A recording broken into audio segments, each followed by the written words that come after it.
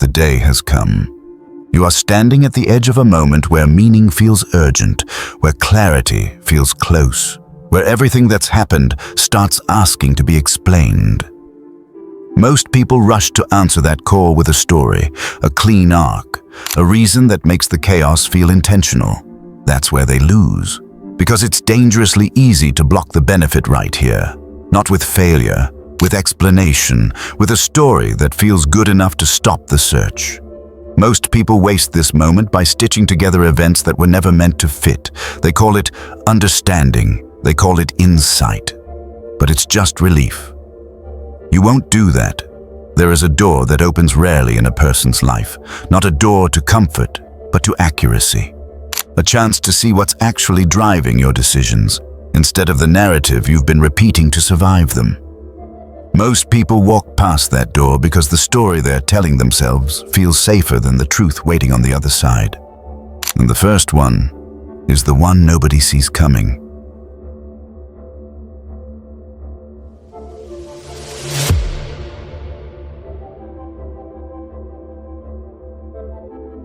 Today is about story bias, not the textbook version. The version that silently decides what you believe about your past, what you expect from your future, and which risks you're willing to take because the story made them feel inevitable.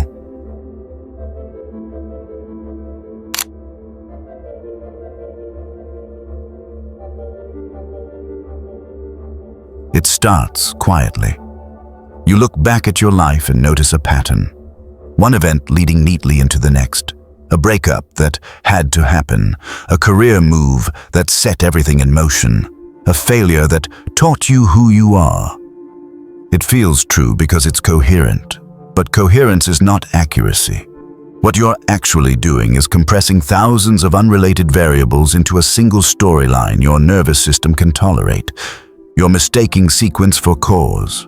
You're calling coincidence a calling. The danger isn't nostalgia.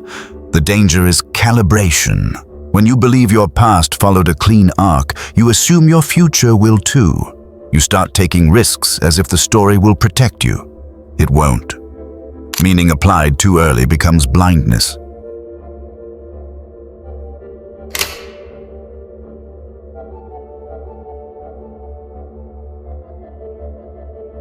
A story gives you the feeling of mastery.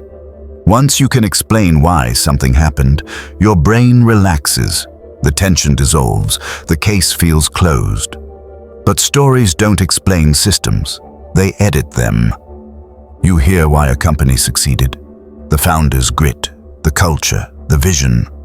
What disappears are the market conditions, the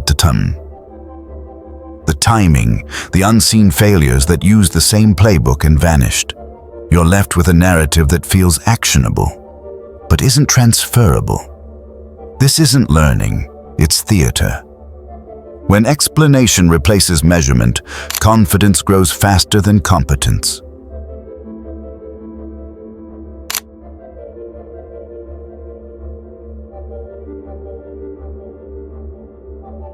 You don't compare facts, you compare narratives. Someone else's rise feels faster because their story is edited, their doubts removed, their dead ends cut for pacing. Meanwhile, you're living in raw footage. So you rush, you force decisions, you abandon strategies that haven't had time to mature, because the story you're watching suggests you're behind. You're not behind. You're just unedited. Comparison doesn't distort reality, it replaces it.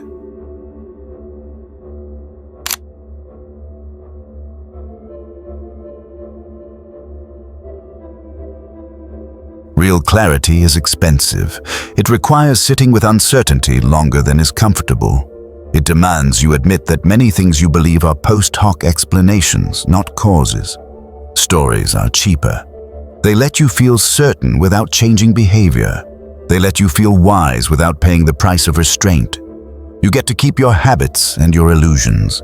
This isn't reflection, it's sedation. Comfort is the tax you pay for false meaning.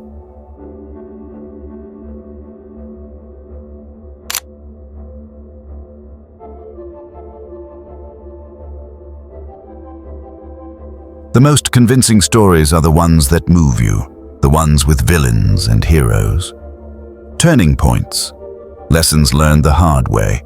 Intensity feels like evidence, but reality is usually dull, multi-causal, and unsatisfying.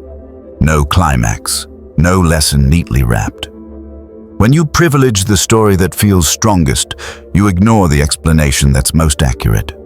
Alignment isn't intensity, it's accuracy.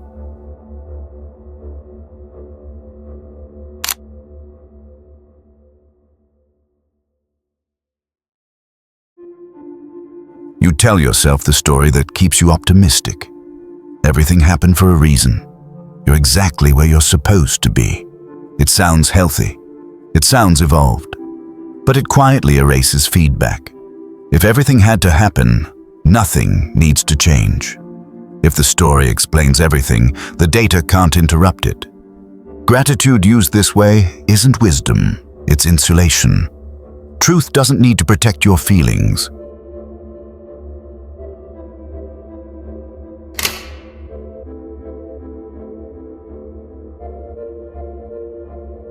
This is the most dangerous one.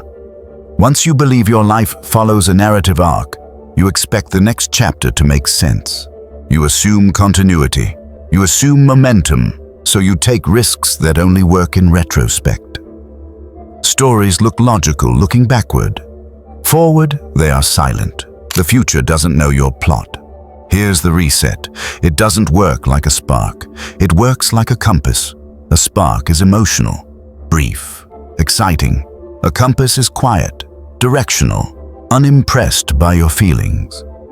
Alignment isn't intensity, it's accuracy. Subtle shifts matter more than dramatic insights. Reducing one bad assumption does more than discovering a beautiful explanation. Choosing not to conclude too early keeps you adaptive when conditions change. Stories want closure. Reality wants margin. The moment you stop demanding meaning, you gain precision. Now translate this into life. In relationships, most people explain dynamics with stories about compatibility, fate, or timing. They narrate why things work, or why they failed. What they miss are behaviors, patterns, boundaries. Instead of asking what the relationship means, watch what it consistently produces. Decision rule. Patterns matter more than explanations. In your career, most people tell a story about their path. They justify stagnation or overconfidence with narrative. This role is preparing me. This setback is part of the journey. What matters is skill accumulation and optionality. Stories don't compound. Skills do. Decision rule. Track leverage, not narrative progress. In business and money, stories are lethal. Founders explain success with vision. Investors explain losses with lessons. Markets punish storytelling. What works is base rates, downside protection, and admitting what you don't know. Decision rule. If the story sounds clean, the risk is probably hidden.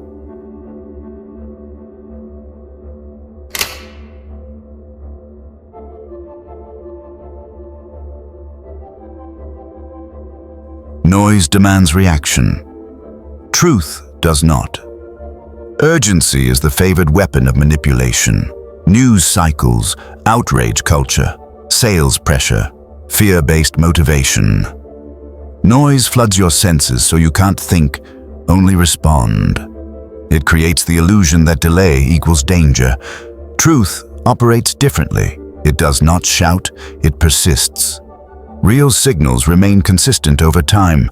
They don't need emotional volume. They wait. If something is true, it will still be true tomorrow when the adrenaline is gone. When something demands immediate emotional action, assume distortion. Step back. Silence sharpens perception.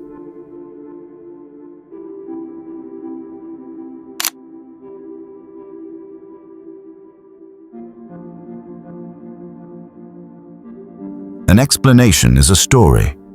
Understanding is a model. You can explain something fluently and still not understand it at all.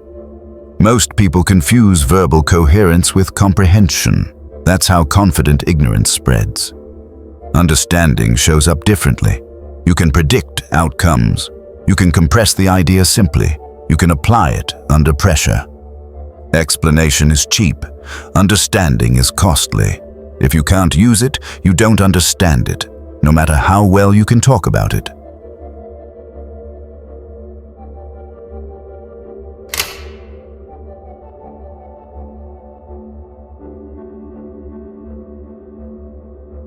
Strong emotion is not proof of correctness. People often mistake force for truth. Passion, certainty, obsession, moral outrage. But intensity only means energy, not direction. A misaligned system can be extremely powerful and catastrophically wrong. Alignment is quieter. Actions reinforce each other. Effort compounds instead of leaks. Resistance decreases over time. Intensity burns fuel. Alignment builds engines. If something requires constant emotional force to maintain, it's likely misaligned. What's aligned sustains itself.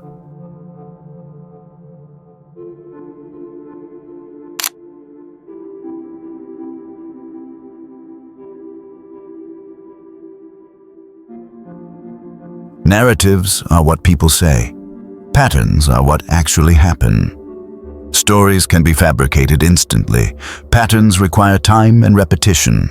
That's why manipulators sell narratives and hide patterns. Look at repeated behavior, not stated intention. Long-term outcomes, not isolated events. Incentives, not explanations. Reality leaves fingerprints. Narratives leave excuses. Track what repeats. Ignore what merely persuades. These principles are not philosophical ornaments. They are mental weapons. They train restraint over reaction, observation over impulse, control over comfort. Master these, and you gain something rare. The ability to see clearly while others are emotionally blind.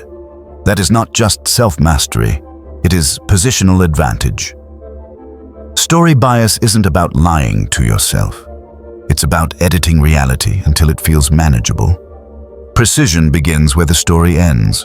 If you're still watching, I'd like to thank you for your attention.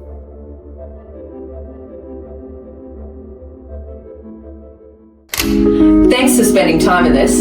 If this sparked a new way of thinking, hit like and subscribe to keep the ideas flowing. And don't forget, check the description for the links to the resources and the original books we used today. We'll see you in the next one.